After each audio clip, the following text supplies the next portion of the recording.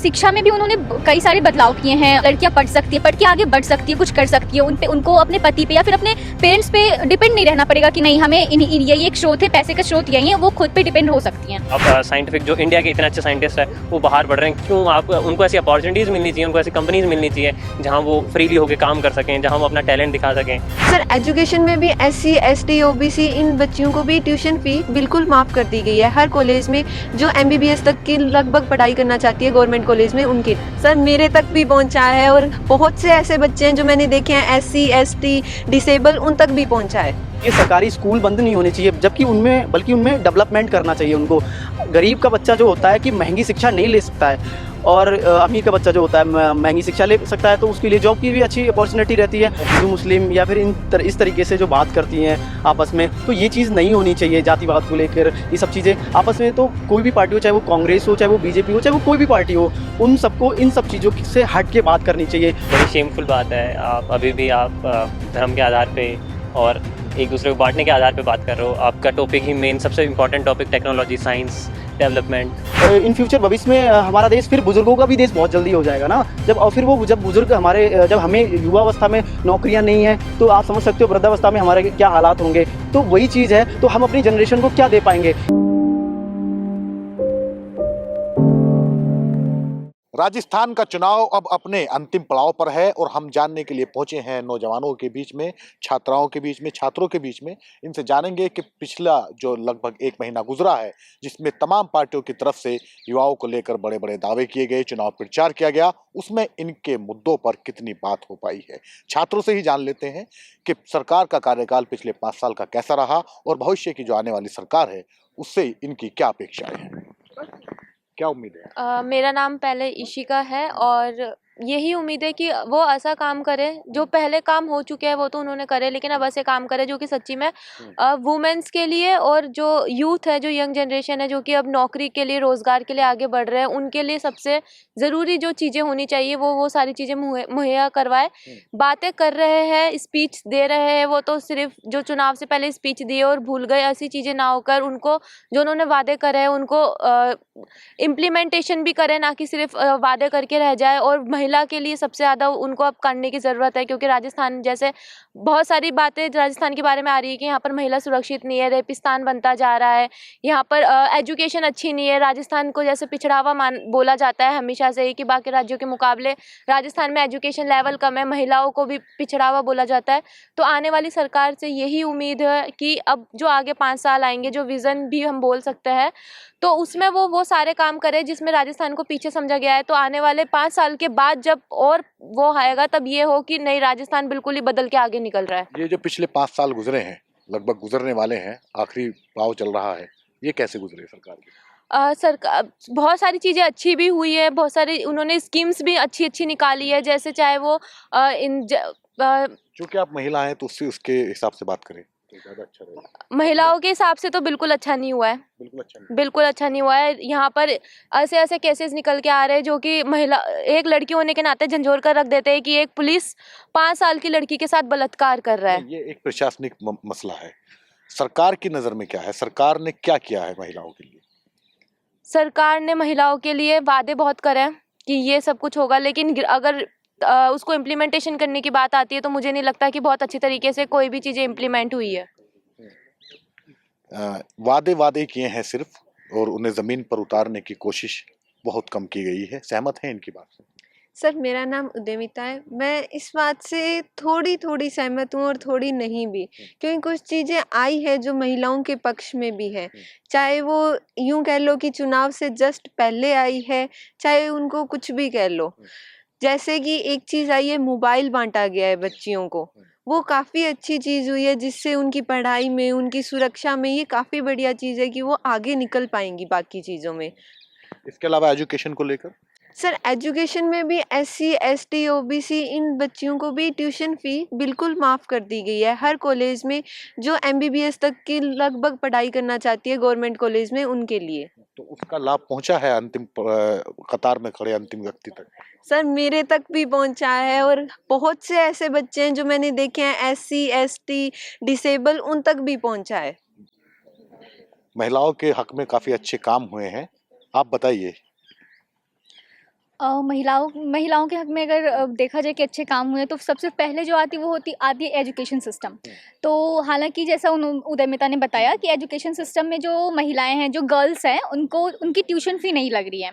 तो इससे ये होता है कि जो लड़कियां, ऐसे तो हर एक घर में एक चीज़ होती है कि लड़कियों को पढ़ाया नहीं जाता, उनको आगे बढ़ाया नहीं जाता। तो हालांकि पेरेंट्स का ये हुआ कि हाँ, एजुकेशन है, बच्चों को देना चाहिए, फ़ीस कम लग रही है, ट्यूशन फ़ी भी माफ़ है, तो वो पढ़ाएँगे, बच्चियों को पढ़ाएँगे और हो सकता है तो वो आगे भी बढ़ेंगी और कुछ ना कुछ करेंगी भी। शिक्षा व्यवस्था को लेकर जो काम किए सरकार ने उससे संतुष्ट हैं अभी तक? हाँ, शिक्षा व्यवस्था को लेके उन्होंने जो किया है, और अभी देखा जाए तो उन्होंने 400 समथिंग कुछ एग्रीकल्चर कॉलेजेस भी उन्होंने खोला है। तो शिक्षा में भी उन्होंने कई सारे बदलाव किए हैं, एग्रीकल्चर कॉलेजेस खोले हैं, और जैसे कि भी मैंने पहले भी बताया कि उन्होंने ट्यूशन फ़ी माफ़ करवाया है सारी कॉलेजेस में, और भी कई सारी चीज़ें हैं, और मोबाइल भी बँटवाया है। तो इससे ये हो सकता है कि लड़कियां पढ़ सकती है, पढ़ के आगे बढ़ सकती है, कुछ कर सकती है, उनको अपने पति पे या फिर अपने पेरेंट्स पे डिपेंड नहीं रहना पड़ेगा कि नहीं, हमें यही एक स्रोत है, पैसे का स्रोत यही है, वो खुद पे डिपेंड हो सकती हैं। अब इनसे जान लेते हैं एक नौजवान के रूप में सरकार का पिछले साल का 5 साल का जो कार्यकाल रहा है वो कैसा रहा और क्या अपेक्षाएं हैं आपकी आने वाली सरकार से? सरकार का 5 साल का जो कार्यकाल रहा वो बहुत बढ़िया है। बहुत सारी जन कल्याण की योजनाएं आई, बीमा आया, चिरंजीवी योजना आई और बहुत सारी योजनाएं जो सरकार की जन कल्याण की बहुत अच्छी रही, जो लोगों तक पहुंच है। और सरकार 7 नई योजनाएं गारंटी के जो लेके आ रही है वो भी बहुत बढ़िया है। जो इतनी सरकार योजनाएं ला रही जो आज तक राजस्थान में कोई नहीं ला पाया। इतनी योजना ले आई सरकार और क्या, पहले काफी योजना लेके आ चुकी अच्छा, है। और क्या होना चाहिए आगे? और जो सरकार योजनाएं अभी 7 जो गारंटी की बात कर रही है, जो सरकार बनने के बाद अगर ये सरकार आती है तो ये योजनाएं पूरी होनी चाहिए धरातल बेरोजगारी एक पर। बड़ा इशू है, उस पर कुछ हो पाया है पिछले 5 साल में कुछ? हाँ, ये जॉब फेयर लगे हैं और भी कई गवर्नमेंट ने वैकेंसियां निकाली है, उनको पूरा कराया। आरएएस की भर्ती हुई, पटवारी हुई, वन रक्षक हुआ, वो काफी गवर्नमेंट की रोजगार वाली भर्तियां चल रही है और चलती रहेगी। 5 साल गवर्नमेंट को आने के बाद बहुत काम करना है। जन कल्याण काम मेन मुद्दा है जो गरीबों के लिए जो होना चाहिए। लौटूंगा आपके पास में, पहले आपसे जान लेता हूँ। अब बताइए, 21वीं सदी चल रही है, 21वीं सदी में जब भारतीय लोकतंत्र जो विश्व का सबसे बड़ा लोकतंत्र है, उसमें जब सांप्रदायिक आधार पर वोट मांगा जाता है, एक नौजवान के रूप में आप उसे कैसे देखते हैं? बड़ी शेमफुल बात है। आप अभी भी धर्म के आधार पे और एक दूसरे को बांटने के आधार पे बात कर रहे हो। आपका टॉपिक ही मेन सबसे important topic technology, science development, infrastructure development, आपको कॉलेजेस, साइंटिफिक इंस्टीट्यूशन। आप आज देख सकते हो कि अमेरिका, चाइना, इन्होंने साइंटिफिक डेवलपमेंट, मैन्युफैक्चरिंग डेवलपमेंट अपने आप बहुत लेवल तक अपना काफ़ी सुधारा है।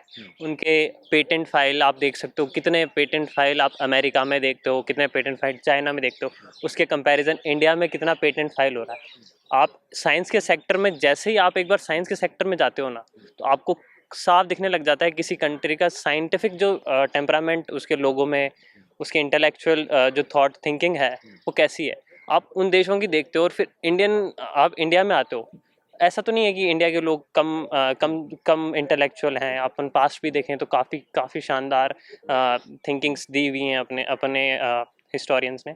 तो अब आप ऐसे नेशन के एक लीडर के तौर पे आप कम से कम इसको आगे लाओ, इसको दबाओ मत, आप इसको ख़त्म करने की कोशिश मत करो। आप साइंटिफिक जो इंडिया के इतने अच्छे साइंटिस्ट हैं वो बाहर बढ़ रहे हैं, क्यों? आप उनको ऐसी अपॉर्चुनिटीज़ मिलनी चाहिए, उनको ऐसी कंपनीज़ मिलनी चाहिए जहां वो फ्रीली होकर काम कर सकें, जहां वो अपना टैलेंट दिखा सकें। तो मैं ये चाहता हूं कि जैसे ही आप है ना साइंटिफिक सेक्टर में और टेक्नोलॉजिकल सेक्टर में आप एक फ्री हैंड और एक फेयर हैंड देना शुरू करोगे, और बिजनेस सेक्टर एक फेयर प्ले, एक ग्राउंड होता है, एक फ्लैट ग्राउंड होता है जहां सभी कंपनीज़ को एक फेयर प्ले करने का मौका मिलना चाहिए। जैसे ही आप वो देते हो, आपको है ना जॉब अपॉर्चुनिटीज़, लोगों को अपने आप बढ़िया जॉब मिलने लग जाएंगी। अपने आप लोग हैं इतने केपेबल कि वो जॉब जनरेट कर सकें लोग, पर एक फेयर ग्राउंड मिलना चाहिए ना। ईज़ ऑफ डूइंग बिजनेस भी होता है एक कंट्री में। तो आप दूसरी अमेरिका में देखो, आप you can see an American dream, एक बात कही जाती है अमेरिकन ड्रीम, क्या बात होती है? तो वो ये है कि एक कैफ़े में काम करने वाला आदमी उस कुछ टाइम बाद में उस कैफ़े को खरीद लेता है। काफ़ी बार ये देखा गया है अमेरिका में, उस कैफ़े को ही खरीद लेता है। वो देखता, और वो उस कैफ़े को खरीद के, जैसे स्टारबक्स है, वो उसने एक एम्प्लॉय को लिया, मतलब अपने एक अच्छा स्मार्ट पर्सन को लिया, उस एम्प्लॉय ने ही उसको फिर खरीद लिया उनसे, 3 मालिकों से, फिर उसने पूरी दुनिया में बना दिया। तो ये एक आपको फेयर ग्राउंड मिल रहा है। तो ऐसा फेयर ग्राउंड अगर आप इंडिया में प्रोवाइड करने लगोगे, तो मेरे हिसाब से आप काफ़ी ज़्यादा जॉब अपॉर्चुनिटी और काफ़ी ज़्यादा इंडिया को डेवलप कर पाओगे। ये मतलब मेरी आप जो है बहुत सकारात्मक हैं, आने वाली उसको लेकर के वक्त बदलेगा और कभी ना कभी तो कोई ऐसी पार्टियां या ऐसे लोग सत्ता में आएंगे जो युवाओं पे वैज्ञानिक सोच पर बात करेंगे। खैर, ये इनका मानना है। मैं आपसे जानना चाहता हूँ कि जो बीजेपी और कांग्रेस की लड़ाई है, जो अशोक गहलोत और विपक्ष की लड़ाई है, उसमें कहीं ऐसा तो नहीं है कि उसके जो आरोप प्रत्यारोप हैं उसमें युवाओं के मुद्दे गायब हो जा रहे हैं? देखिए, ऐसा कुछ हद तक तो माना जाता है, क्योंकि जो पार्टियां हैं वो आपस में लड़ती झगड़ती रहती हैं, अपनी बातों को युवाओं तक नहीं लेके जाती हैं। सिर्फ वो एक हिंदू मुस्लिम या फिर इस तरीके से जो बात करती हैं आपस में, तो ये चीज़ नहीं होनी चाहिए। जातिवाद को लेकर ये सब चीज़ें आपस में, तो कोई भी पार्टी हो, चाहे वो कांग्रेस हो, चाहे वो बीजेपी हो, चाहे वो कोई भी पार्टी हो, उन सबको इन सब चीज़ों से हट के बात करनी चाहिए। स्पेशली युवाओं से बात करनी चाहिए। हमारा जो देश है युवाओं का देश है, तो युवाओं के लिए स्पेशली आज अगर युवा सही तरीके से उनके लिए जॉब्स नहीं होंगे, एजुकेशन सिस्टम्स नहीं होंगे, उनके लिए अच्छी शिक्षा नहीं होगी, उनके लिए स्वास्थ्य व्यवस्थाएं सही नहीं होंगी, तो वो इन फ्यूचर भविष्य में हमारा देश फिर बुजुर्गों का भी देश बहुत जल्दी हो जाएगा ना। और फिर वो जब बुजुर्ग हमारे जब हमें युवावस्था में नौकरियां नहीं है, तो आप समझ सकते हो वृद्धावस्था में हमारे क्या हालात होंगे। तो वही चीज़ है, तो हम अपनी जनरेशन को क्या दे पाएंगे? यदि हमें इस जनरेशन में नहीं मिला, तो हम अपनी आने वाली जनरेशन को कुछ अच्छा मैसेज नहीं दे पाएंगे, अच्छा खान पान नहीं दे पाएंगे, अच्छी सुविधाएं नहीं दे पाएंगे, अच्छी शिक्षाएं नहीं दे पाएंगे। तो इसीलिए युवाओं के लिए सबसे ज़्यादा दोनों पार्टियां, चाहे कोई भी पार्टी हो, मैं दोनों पार्टियों की बात नहीं कर रहा, चाहे वो आम आदमी पार्टी हो, जो कांग्रेस हो, चाहे बीजेपी हो, जितनी भी पार्टियां हैं, उन सभी को युवाओं के लिए स्पेशल रोजगार, शिक्षा, स्वास्थ्य, इन सब चीज़ों पे मेन फोकस रखना चाहिए। गहलोत सरकार ने शिक्षा, स्वास्थ्य, रोजगार पे काम किया है या सिर्फ दावा है? नहीं, बिल्कुल किया है उन्होंने। और लगभग अभी जो उन्होंने एक निकाली है योजना, अपनी 7 गारंटी योजना, उसमें उन्होंने ये कहा है कि हम प्रत्येक छात्र को अंग्रेजी पिछली गारंटी पूरी हुई है? जी, कुछ हद तक माना जाए तो ठीक किया है उन्होंने काम। लगभग ऐसा नहीं है, काम किया है कांग्रेस ने। और अभी जो उनकी गारंटियां हैं, तो उन्होंने उस पे खरा उतरने की पूरी कोशिश की है। अभी जिससे उन्होंने कहा है कि महिलाओं के लिए और बाकी जो ग्रेजुएशन लेवल के जो छात्र होंगे उनके हम लैपटॉप वगैरह देंगे, क्योंकि इससे, और अभी मोबाइल फ़ोन उन्होंने जो बांटे, उससे क्या होगा कि डेवलपमेंट होगा। एक बच्चे के पास में कभी कभार क्या होता है कि हमारे पास पढ़ने के लिए कुछ ऐसी सुविधाएं नहीं हो पाती, हम शहरों तक नहीं पहुंच पाते। आजकल ऑनलाइन सिस्टम है, तो ऑनलाइन माध्यम से हम बहुत अच्छी एजुकेशन ले सकते हैं। अभी आपने देखा होगा कोरोना काल के अंदर भी लोगों ने बहुत ऑनलाइन का बहुत ज़्यादा उपयोग किया और उससे बहुत ज़्यादा बेनिफिट भी हो। तो ये मोबाइल, लैपटॉप वगैरह ये जो सरकार दे रही है स्टूडेंट्स को, तो बहुत ही अच्छा है। इससे बहुत ज़्यादा शिक्षा में असर पड़ेगा और स्टूडेंट जो गाँव लेवल के हैं वो अच्छी शिक्षा भी प्राप्त कर सकते हैं, नई जानकारियाँ भी प्राप्त कर सकते हैं। दूसरी चीज़ जो अभी अंग्रेजी माध्यम की शिक्षा का इन्होंने 7 गारंटी में अपना जोड़ा है, तो वो भी बहुत ज़्यादा अच्छा है। क्योंकि गांव लेवल में आपने देखा होगा बहुत सारे ऐसे स्टूडेंट होते हैं जो अंग्रेजी माध्यम से बहुत ज़्यादा दूर रहते हैं और बहुत ज़्यादा तकलीफ़ें आती हैं उनको जब जॉब लेने जाते हैं। तो अभी कहीं भी नेशनल कंपनियां हैं, इंटरनेशनल कंपनियां हैं, विदेशी कंट्रीज़ में हम जब जाते हैं तो इंग्लिश की हमें बहुत ज़्यादा समस्या आती है। तो जब इंग्लिश मीडियम से छात्र होगा और हिंदी मीडियम, दोनों को कंपैरिजन करके जब सीखेगा, तो उसके लिए जॉब के लिए भी बहुत ज़्यादा अच्छा रहेगा, स्कोप रहेगा। इंग्लिश मीडियम सरकार स्कूल बना रही है ना? जी, कोशिश कर रही है बिल्कुल इंग्लिश मीडियम। तो मतलब आप पूरी उम्मीद है कि स्थिति बदलेगी, परिस्थिति बदलेगी? जी, बिल्कुल परिस्थितियाँ बदलेंगी। और मेरा मानना ये है कि सबसे पहले तो मैं दोनों सरकारों से, जो भी सरकार यहाँ आए, उनसे ये कहना चाहूँगा कि जो सरकारी संस्थान हैं वो बंद नहीं होने चाहिए, सरकारी स्कूल बंद नहीं होने चाहिए, जबकि बल्कि उनमें डेवलपमेंट करना चाहिए उनको। गरीब का बच्चा जो होता है कि महंगी शिक्षा नहीं ले सकता है, और अमीर का बच्चा जो होता है महंगी शिक्षा ले सकता है, तो उसके लिए जॉब की भी अच्छी अपॉर्चुनिटी रहती है। और गरीब के बच्चे को जब वो सरकारी स्कूलें बंद हो जाएंगी या शिक्षा ऐसी व्यवस्था रहेंगी तो उसको जॉब के लिए भी दिक्कतें आएंगी। तो मेरा मानना ये है कि सरकारी स्कूल ज़्यादा से ज़्यादा ओपन होने चाहिए और उनको अच्छी तरीके से इंक्रीमेंट करना चाहिए। और सरकारी संस्थान जो बड़े बड़े इंस्टीट्यूट यूनिवर्सिटियाँ हैं उनको अच्छा करना चाहिए सरकार को, ना कि बंद करना चाहिए। सरकार को ज़्यादा से ज़्यादा ओपन करनी चाहिए। जो सरकारी संस्थान हैं उन्हें सरकार को ज़्यादा से ज़्यादा प्रोत्साहन देना चाहिए, ना कि उन्हें बंद करना चाहिए। ये कहना है उन नौजवानों का जो फिलहाल भविष्य की सीढ़ियां चढ़ना चाहते हैं डिग्री हाथ में लेकर, जिन्हें अपने भविष्य से काफ़ी उम्मीदें हैं कि वो देश के निर्माण में अपना योगदान दे सके।